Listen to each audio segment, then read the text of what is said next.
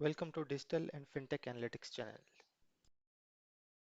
Hi friends, today we will go through this very important concept of temporal fractures effect, which we will build on top of temporal ripple effect, and we will finally reach to a final vector that will represent the Chris purchasing profile, and from there we will be able to recommend to Chris the items that is very important for Chris from personalized insights point of view.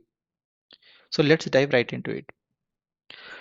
So we will do a slight recap of how temporal ripple effect is to work, and then we'll get into temporal fractures effect.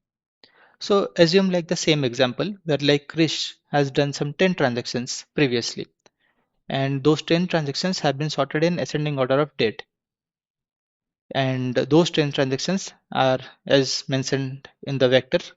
And and as I was saying earlier, like we had like around 10 items in our grocery store. So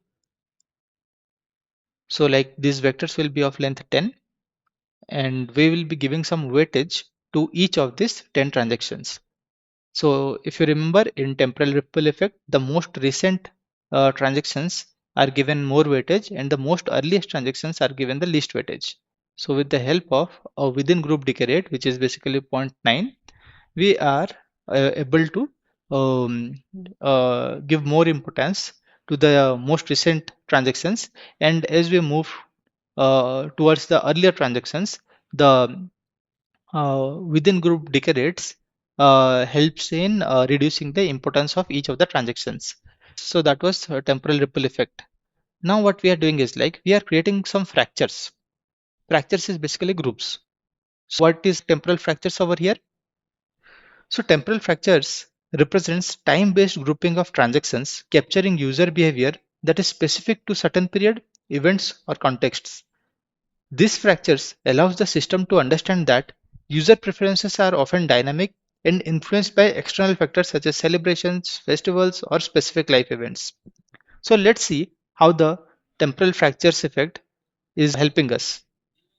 So let's see how the temporal fractures effect is put into action. So what we will do over here is like we will divide these 10 transactions into some certain groups. So assume we have like three groups. So basically the 10 transactions has to be divided into three groups. So by doing simple maths, we can understand 10 divided by 3 means on an average 3 transactions per group.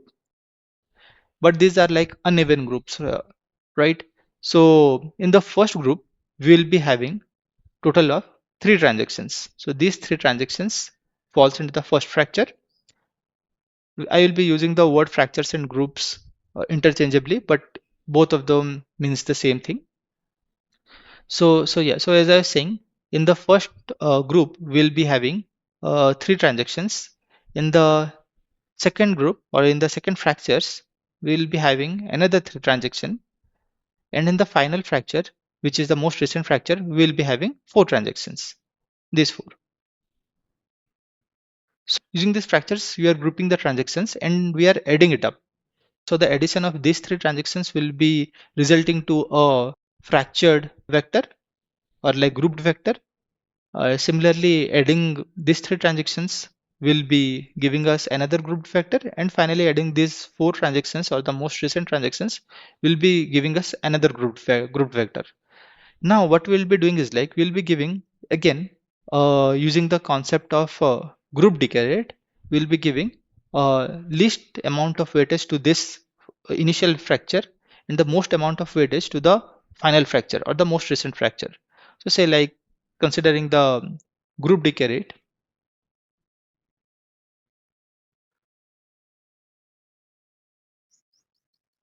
as zero point 0.7, 0.7, 0.7 to the power 0 will be given to the this fracture, and zero point 0.7 to the power 1 will be given to the second fracture, and zero point 0.7 to the power 2 will be given to the initial fracture. So accordingly, like the most weightage is being given to the recent fracture and the least weightage is given to the earliest fracture. And then we will be summing all these three fractures into one final vector. And that final vector is basically Chris' final purchasing profile. Since we have 10 items, the initial vectors will be of length 10.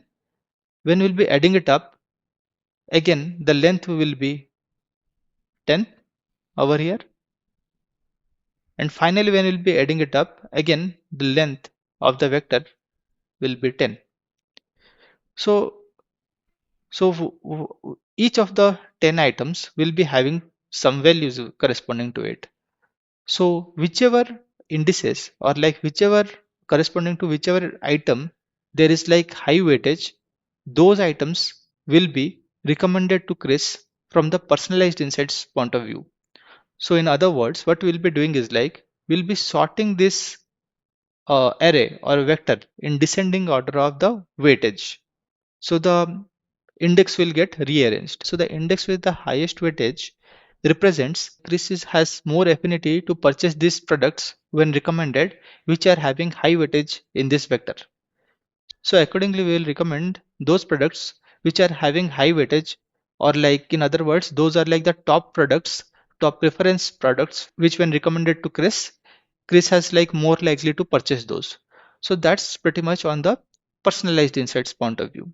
And that's how like temporal fractures effect works. Thank you. That's a wrap for today's video. If you found this content valuable, make sure to hit that like button and subscribe to the channel so you don't miss out on future insights into data science, AI, machine learning, and analytics. Looking to master data science or drive data-driven success? I offer expert training, mentorship, and consultancy for individuals and organizations. Let's collaborate.